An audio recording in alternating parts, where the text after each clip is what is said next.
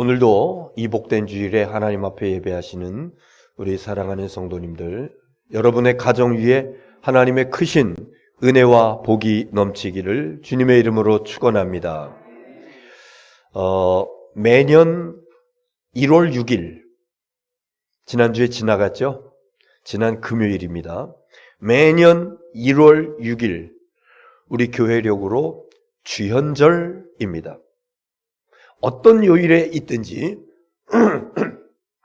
1월 6일은 주현절로 이렇게 지켜오고 있고, 그리고 오늘은 지난 금요일이었으니까 주현절이 지나서 맞는 주일, 그래서 주현절 후 첫 번째 주일, 교회력으로 이렇게 됩니다. 주현절이라고 하는 것은 그리스어로 에피파니아라고 하는 단어를 쓰는데, 나타남, 나오심, 드러내다, 드러나심, 이런 의미를 가지고 있고, 한자로는요, 주인 주자에다가 나타날 현자를 쓰는 겁니다. 그래서 주인이 나타나셨다. 저와 여러분의 주인이 누굽니까? 예수님. 그리고 이 주인 주자는요, 또 임금주라고도 합니다. 저와 여러분의 임금님이 누굽니까? 왕이신 예수 그리스도께서 임하셨다, 임할현. 그래서 주현절 첫 번째 주일을 맞이해서 오늘 성서 일과의 말씀, 복음서와 그리고 구약과 그리고 서신서의 말씀을 보면서 은혜를 나누고자 합니다. 교회 역사를 보면은요, 동방교회와 서방교회가 서로 약간씩 좀 미묘한 차이가 있는 이런 것들을 가지고 있는데, 이 주현절 전통으로 동방교회와 서방교회가 공동으로 가지고 있는, 그리고 이야기하고 지키고 있는 것 가운데 하나가 뭐냐면은 예수님의 세례 받으심입니다. 그래서 이 주현절 첫 번째 주의 성서 일과는 동방교회나 서방교회나 이 성서 일과의 말씀, 예수님의 세례 받으시는, 공관복음서, 마태복음, 마가복음, 누가복음에 예수님이 그 세례 받으시는 그 장면들이 다 나오고 있는데, 성서에 의한 교회력에 의한 성서 일과가 3년마다 바뀌잖아요. 그래서 이 주일에는 마태복음, 그 다음에는 마가복음, 그 다음에는 누가복음, 이렇게 예수님 세례 받으시는 그 장면을 복음서 성서 일과로 하고 있는 것입니다. 그리고 통상적으로 이 주현절을 주님의 세례일이라고도 부릅니다. 주님의 세례일. 우리는 지난 주일에 성탄절에 세례식을 행했습니다. 우리 학생들, 우리 청년들 이렇게 나와가지고 같이 세례식을 행했습니다. 머리에 세례수를 바르면서 성부와 성자와 성령의 이름으로 세례를 주노라. 물론 초대교회, 예수님 당시 초대교회에는요, 세례가 요단강에서 물속에 들어가는 거예요. 물속에 들어갔다 나오는 겁니다. 그런데 이 물속에 들어갔다라고 하는 것은 어떤 의미를 가지고 있는 거 하니, 과거의 나, 지난날의 나, 하나님을 알지 못했고 십자가의 보혈의 공로를 알지 못했고 그리스도를 알지 못했던 과거의 나, 죄와 더불어 살았던 나, 물속에 잠기는 것과 마찬가지로 그 속에 다 죽어버리고, 그리고 물속에 집어넣었다가, 세례할 때 물속에 집어넣었다가 안 나오면 어떻게 해요? 다시 나와야죠. 그래서 세례할 때, 침례할 때 보면은 물속에 넣었다가 다시 꺼내내는 이런 장면들이 있는데, 다시 나옵니다. 그래서 죽었던 나가 예수 그리스도로 인해서 다시 부활했다, 다시 살았다. 그리고 이제부터는 예수 그리스도와 나는 한 몸이다 라고 하는 그런 확신을 가지고, 그런 의미를 가지고 담대하게 살아나가는, 이게 세례식의 의미이요, 세례 받은 사람들의 마음의 자세인 것이죠. 개신교에서는 그 물속에 잠겨지는 세례의 의미를 그대로 담아서 약식 세례라고 그럽니다. 지금도 동방교회, 정교회라고 그런 게 낫겠죠. 정교회와 침례교회에서는 아직도 그 침례를 이렇게 고수하면서 하고 있습니다만, 그 밖에 서방교회나 가톨릭이나 여러 많은 개신교회에서는 약식 세례를 합니다. 그래서 우리도 약식 세례를 하잖아요. 그 세례수, 성별 기도를 드리고, 그리고 성부와 성자와 성령. 어떤 교단에서는 물을 튀기기도 하고, 어떤 이들은 물을 바르고, 어떤 교회에서는 아예 머리서부터 물을 갖다가 이렇게 붓는 그런 교회도 있습니다. 달라요. 그러나 의미는 똑같습니다. 머리 위에 물이 얹어질 적에 나는 물속에 잠겨 죽었습니다. 그리고 손이 띄어지면서 다시 예수 그리스도와 더불어 살아났습니다. 그래서 천국 백성 되었습니다. 나는 주 예수 그리스도와 한 몸입니다. 라고 하는 확신과 믿음을 가지고 살아가게 되는 것입니다. 오늘 성서일과 복음서의 말씀은 예수님께서 세례 받으시는 그런 장면인데 한번 보겠습니다. 1절, 13절, 마태복음 3장 13절 시작. 이때에 예수께서 갈릴리로부터 요단강에 이르러 세례를 받으려 하시니. 그 다음 절 보세요. 시작. 요한이 말려 이르되 내가 당신에게서 세례를 받아야 할 터인데 당신이 내게로 오시나이까? 예수님께서 30세가 되셔서 공생애를 시작하시기 전에 세례를 받으시는데, 세례 요한이 요단강에서 세례를 베풀 때 수많은 사람들이 많은 죄인들이라고 이렇게 언급된 부분도 있어요. 세례를 받으러 올 적에 거기 예수님도 껴가지고 나오시는 거야. 그랬더니 세례 요한이 예수님을 보고 깜짝 놀라면서 내가 당신께 세례를 받아야 되는데 어떻게 이렇게 나오셨습니까? 사실은요, 세례 요한은 예수님을 알잖아요. 나는 저분의 신들매도 감당할 신을 풀 그런 자격도 없다고. 나는 물로 세례를 베풀거니와 내 뒤에 오시는 분은 물과 성령으로 세례를 베풀 것이다. 이 사실을 다 알고 있었던 세례 요한이 예수님께 대해서 어떻게 하십니까? 그러니까 예수님께서 대답하시잖아요. 15절. 자, 시작. 예수께서 대답하여 이르시되 이제 허락하라. 우리가 이와 같이 하여 모든 의를 이루는 것이 합당하니라 하시니 이에 요한이 허락하는지라. 이 15절의 말씀이 예수님의 공생에 시작하면서 마태가 기록한 그 내용 가운데서 첫 번째 예수님의 말씀입니다. 우리가 이와 같이 하여 모든 의를 이루는 것이 합당하니라. 우리가 이와 같이 하여 모든 의를 이루는 것이 합당하니라. 이 얘기는 뭐냐면요, 하나님의 의를 이루는 것이 합당하다. 하나님의 의, 하나님의 뜻, 하나님의 계획, 하나님의 섭리 앞에 순종하는 것이 합당하다. 그래서 예수님의 삶에 가장 중요한 원칙이 있는데 순종입니다. 아버지의 뜻에 순종. 계속해서 삶 속에서 보여주고 계신 그 예수님의 삶의 원칙 가운데 한 가지, 하나님의 뜻에 순종하는 것. 나중에 십자가까지도 죽기까지 순종하시면서 나가시는 것을 보잖아요. 이와 같이 하여 모든 의를 이루는 것이 합당하니라. 이렇게 하나님의 뜻을 이루어가는 것이 이게 온전한 거야. 그러면서 나아가니까 세례 요한이 예수님에게 세례를 베풀었다. 이렇게 말씀하고 있습니다. 그런데 여러분, 이때 예수님께서 그 요단강에서 요한에게 세례를 받으시고 물에서 올라오실 때 어떤 일이 일어났는가 보세요. 16절 시작. 예수께서 세례를 받으시고 곧 물에서 올라오실새 하늘이 열리고 하나님의 성령이 비둘기같이 내려 자기 위에 임하심을 보이더라. 네. 예수님께서 세례를 받으시고 올라오시니까 하늘이 열렸다. 그리고 성령이 비둘기같이 예수님 위에 쫙 임했다. 그리고 하늘로부터 음성이 들려지기를 이는 내 사랑하는 아들이요 내 기뻐하는 자라, 이런 소리가 들렸다. 어마어마한 세 가지의 그 놀라운 현상이 일어나고 있습니다. 여러분, 우린 지난 성탄절에 예수님은 누구신가? 요한복음 1장에 나와 있는 말씀을 제가 자세하게 말씀드렸어요. 요한복음 1장 1절서부터.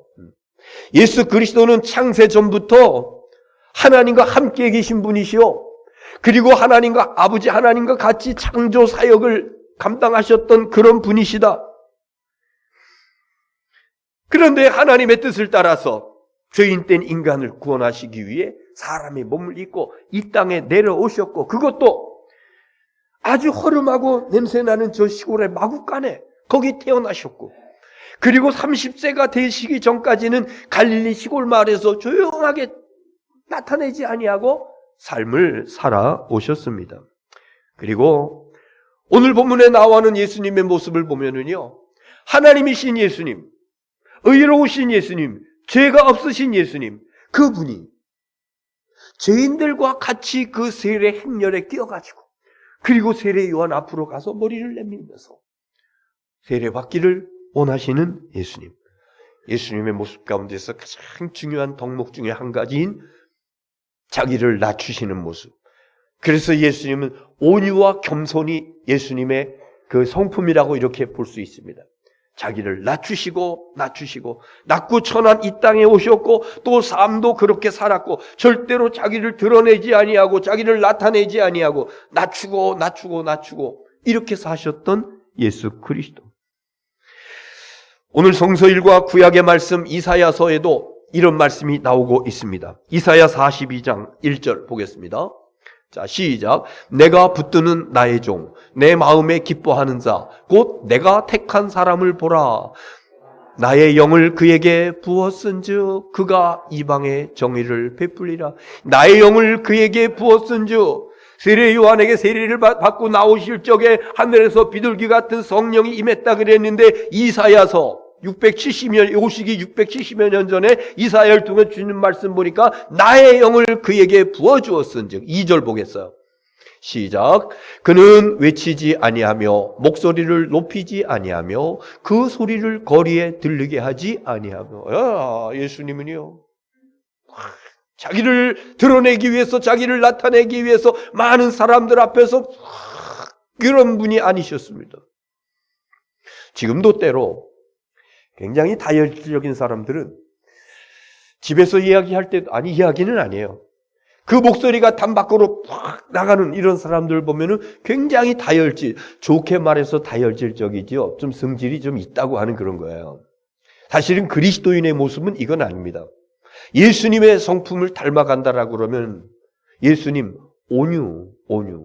그래서 할 수 있는 대로 우리가 살아가면서 점점 더 성화에 가까이 간다라고 그러면은 온유한 성품으로, 가능하면 뚜껑 열리는, 혈기 내는, 큰 소리 치는 이런 것들이 가능하면 좀 없었으면 좋겠다, 이런 생각을 해봅니다. 자, 3절 보겠습니다. 3절에 시작. 상한 간대를 꺾지 아니하며 꺼져가는 등불을 끄지 아니하고 진실로 정의를 시행할 것이며. 메시아에 대해서 이사야 선지자를 통해서 주신 그런 말씀인데, 그 메시아로 오신 그분에게 하나님께서 하늘의 영을 부어주시고, 그리고 겸손하고 낮은 자의 모습으로 오실 뿐만 아니라 그분은 상한 갈대를 꺾지 아니하시는 분이다. 꺼져가는 등불을 끄지 아니하시는 분이다. 여러분, 세상은요, 상한 갈대가 있으면은 꺾어버리는 것이 세상입니다. 사람도 상한 갈대와 같은 그런 존재가 있으면은요, 그러면은 쳐버립니다. 여러분, 그런 일로 인해서 얼마나 마음 상한 일들이 많이 있었어요. 언제는 간이고 쓸개고 다 빼줄 것처럼 미리 하는데, 그런데 이게 단물 다 빼먹고 난 다음에 필요 없으니까 딱, 직장에서 그렇지 않습니까? 일터에서 그렇지 않습니까? 친구 관계에서 그렇지 않습니까? 어떤 집은요, 가정 속에서도요, 남편과 아내로 살다가, 어떤 집에서는 부모와 자식으로 살다가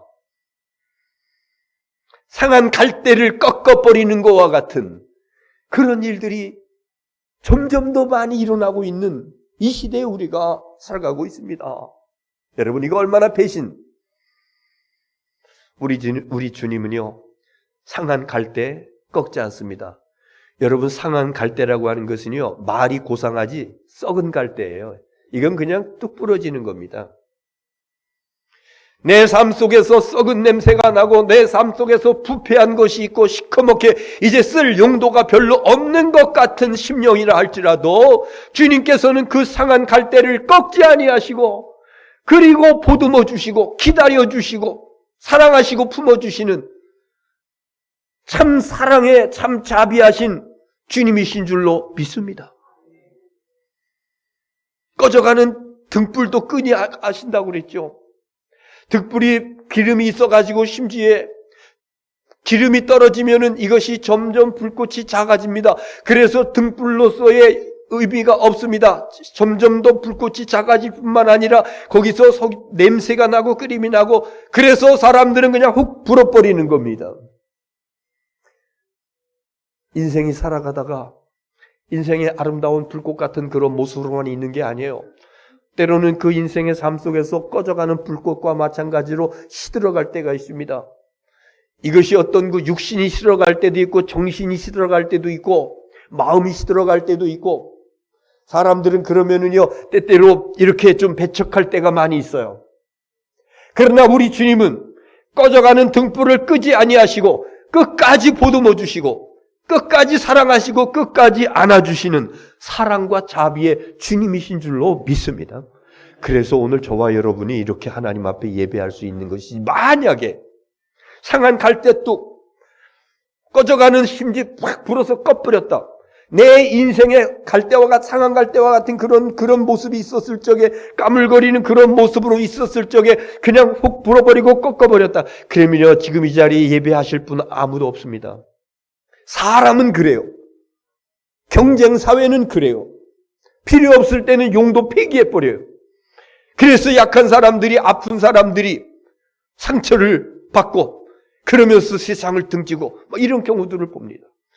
우리 주님은 상한 갈대를 꺾지 아니하시고 꺼져가는 등불을 끄지 아니하시는 사랑과 자비의 주님, 항상 저와 여러분을 끝까지 안아주시고 끝까지 품어주시고 끝까지 인도하시는 참 좋으신 사랑의 주님이신 줄 믿습니다.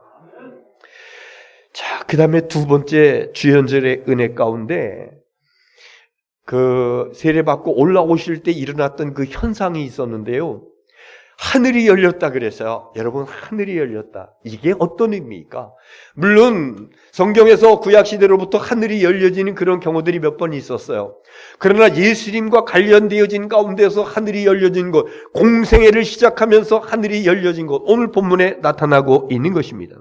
이 하늘이 열려졌다고 하는 것은 예수님은 하늘과 땅을 연결하시는 분으로 오시는 분이기 때문에 공생애를 시작하시면서 하늘이 열려진 줄 믿습니다.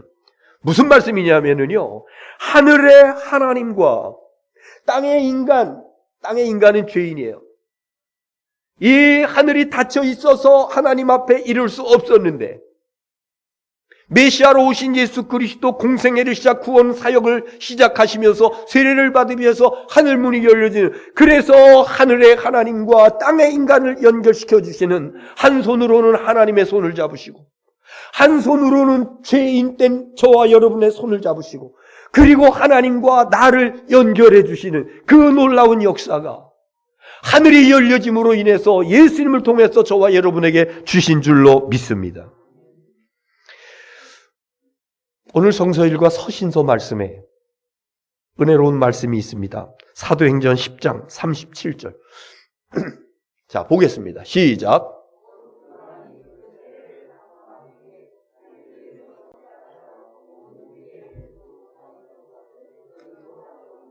그 다음 절 보겠습니다. 시작.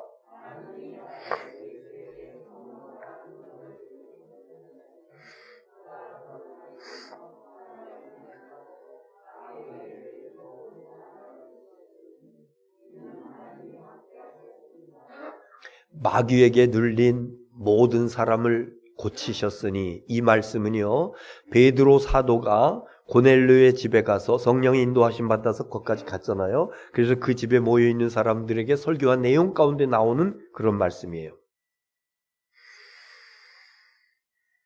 주현절의 은혜 가운데 놀라운 거, 하나님의 손을 붙잡으시고 죄인된 인간의 손을 붙잡으시고 그리고 연결해 주신 예수님의 오심은 이 놀라운 은혜와 축복이다. 또 한 가지, 이 주연절의 은혜 가운데 또 한 가지는 뭔고 하니 마귀에게 들린 모든 사람을 고치셨으니 원수 마귀는요 죄의 올무를 놓습니다. 그래서 많은 사람들이 그 죄의 올무에 걸려가지고 비틀거리기도 하고 진흙탕 물 속에 넘어져서 허우적거리기도 하고 때로는 심령이 상한 갈대처럼 썩어가기도 하고 까물거리는 그 심지어 마찬가지로 인생이 까물까물하면서 그러면서 죽어가는 그런 모습으로 나타날 때가 많이 있습니다. 원수 마귀가 놓은 올무에 걸려가지고 힘들고 어렵고 곤고한 가운데 빠져 허우적거리는 인간의 모습. 그런데 예수님께서 오신 것은 주현절의 그리스도의 의미 가운데 마귀에게 눌린 모든 사람을 고치셨으니 예수님은 꺾지 않으시고 불어 끄지 아니하시고 붙잡아 주시고 안아주시며 끝까지 놓지 아니하시고 버리지 아니하시고 품어주시는, 그래서 이 원수 마귀에게 붙잡혀가지고 고통당하고 있는 이 많은 백성들에게 그들을 마귀에게서 떼어놓으시며 그래서 고치시며 새 생명을 주셔서 살려주시는 그분이 바로 우리의 구세해 주신 예수 그리스도이신 줄로 믿습니다. 저는 요즘 성도님들 이렇게 저렇게 말씀을 듣고 신방을 하고 그러면서 듣는 가운데 많은 그리스도인들이 굉장히 마음적으로 힘든 그런 삶을 사시는 분들이 많이 있는 걸 봤어요. 그러면서 기도합니다. 하나님, 이것은요 영적인 문제인데요, 주님 앞에 나와 기도하면서 주님께서 주시는 평강, 주님을 통해서 주시는 생수의 강물이 흘러 넘치는 그 놀라운 은혜와 축복을 살아야 되는데, 그런데 그러지 못하고 걱정과 근심이 너무도 많이 있습니다. 목사님 불안해요. 목사님 초조해요. 이러면 안 되는데, 어떤 사람들은 죄를 밥 먹듯이 먹어요. 죄를 지으면 양심의 가책을 느끼잖아요. 그런데 가책도 못 느낍니다. 죄를 밥 먹듯이 먹으면서 거기에 대해서 아무런 죄의식을 느끼지 못합니다. 어떤 사람은요, 입을 열면 거짓말을 합니다. 습관적입니다. 상대방이 거짓말하는 걸 모르면 다행인데 상대방이 알아요.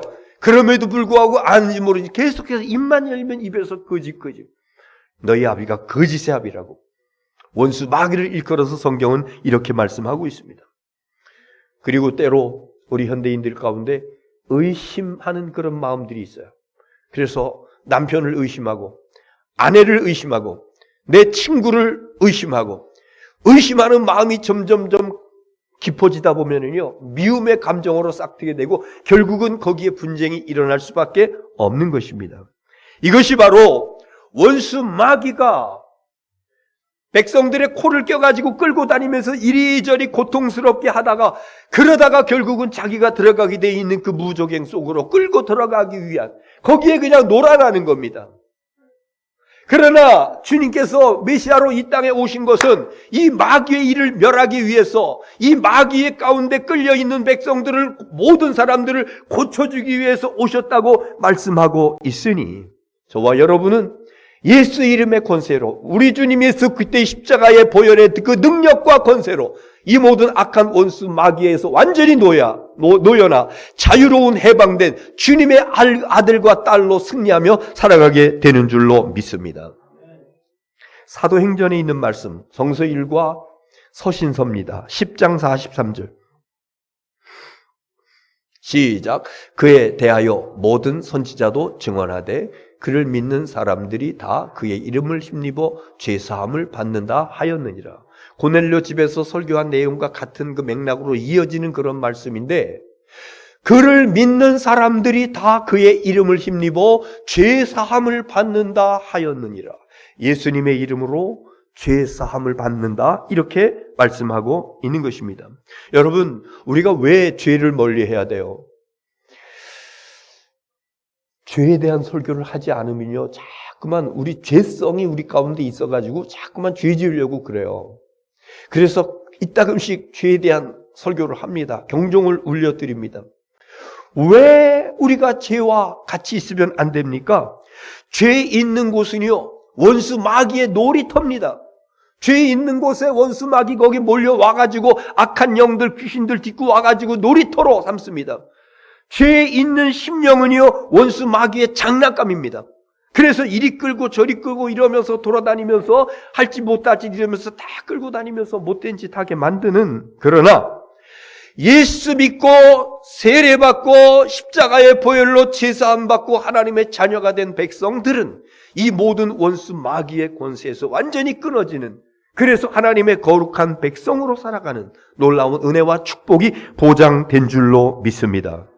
읽었던 말씀 이사야 42장 7절을 보겠어요.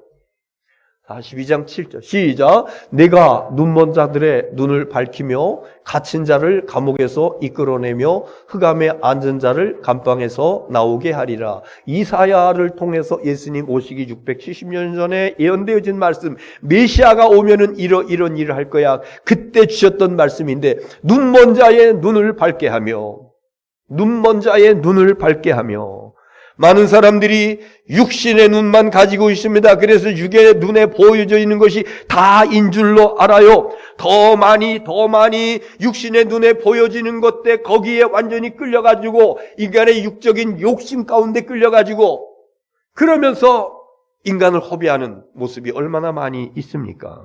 그러나 영의 눈이 밝아진 사람은요, 눈먼 자의 눈을 밝히며 그랬는데, 영의 눈이 밝아진 사람은 하나님의 세계가 보여집니다. 하나님 나라를 알게 됩니다. 하나님께서 원하시고 기뻐하시는 것이 무엇인지 그 세계를 보는 눈이 열려지게 되는 것입니다. 그래서 하나님 나라의 가장 소중한 가치 가운데 대표적인 것, 사랑이라고 하는 것을 깨닫게 되고, 이 하나님께서 주시는 그 영으로 인하여서, 영의 눈이 열려짐으로 인하여서 자기만 알고 자기 욕심만 채우던 사람들이 하나님 나라의 그 보편적인 가치, 사랑, 그래서 사랑할 수 없는 사람을 사랑하고 나눌 수 없는 사람을 나누고 안아줄 수 없는 사람을 안아주는 이런 놀라운 역사들이 하나님께서 영의 눈을 열어준 백성들에게 허락되어지는 것이니 이 은혜와 축복이 우리에게 있어지기를 주의 이름으로 축원합니다.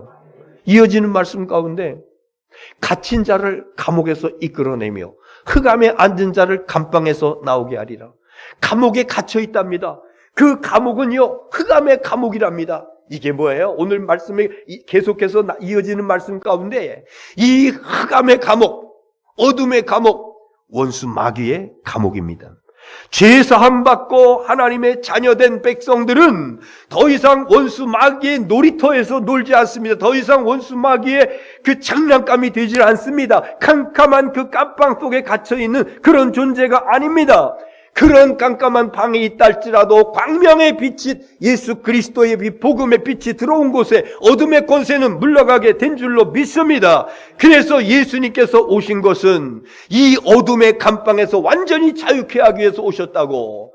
캄캄한 한밤중에 이 모든 것들을 원수 마귀에게 빼앗겨서 그 놀이터에서 시달리면서 조롱당하며 살아가는 이 백성들에게 광명의 빛을 허락해 주시기 위해서 예수께서 이 땅에 오셔서 그리고 나타나셔서 세례를 받으시고 공적인 생애를 시작하신 주현절의 중요한 메시지인 것입니다. 오늘 말씀 다 드렸어요. 당회주일이기 때문에 핵심만 말씀드렸습니다. 주현절의 은혜. 우리 예수님은, 주현절에 오시는 예수님은 어떤 분이신가 하니 사랑과 자비의 예수님. 저는 사랑과 자비의 은혜의 예수님 생각하면 제 마음이 뜨거워져요. 그래서 성경에 두 가지 말씀드렸죠. 무엇을 꺾지 아니하시고, 상한 갈대를 꺾지 아니하시고, 무엇을 끄지 아니하시고, 꺼져가는 등불을 끄지 아니하시고, 그 주님이 여러분을 사랑하시는 줄 믿습니다. 그 다음에 예수님은요, 주연하신 예수님, 이 땅에 오신 예수님은 손을 쫙 펴고 한 손으로는 누구를 잡고, 한 손으로는 누구를 잡고 하나님의 손과 내 손을, 저의 손을 잡으시고 하늘로 연결시켜 주시는 그 놀라우신 역사를 이 주연절에 주시는 은혜와 축복으로 주신 줄로 믿습니다. 그리고 세 번째는 마귀에게 눌린 모든 자를 고치려 함이라. 다른 곳으로는 그 권세에서 벗어날 수가 없어요. 예수 이름의 권세로, 예수님 십자가의 보혈의 그 능력의 권세로, 그리고 죄사함을 완전히 해결받은 하나님의 백성들, 눈먼 자들의 눈이 밝아지고 캄캄한 감옥에 갇혀있던 자들이 광명의 빛으로 나오는 이 놀라운 역사, 오신 예수님을 통해서 우리에게 주신 것이니 이 주연절의 은혜와 축복을 받아들이며 우리 주님과 함께 행복한 여정을 걸어가는 저와 여러분 될 수 있기를 주님의 이름으로 축원합니다. 기도하겠습니다.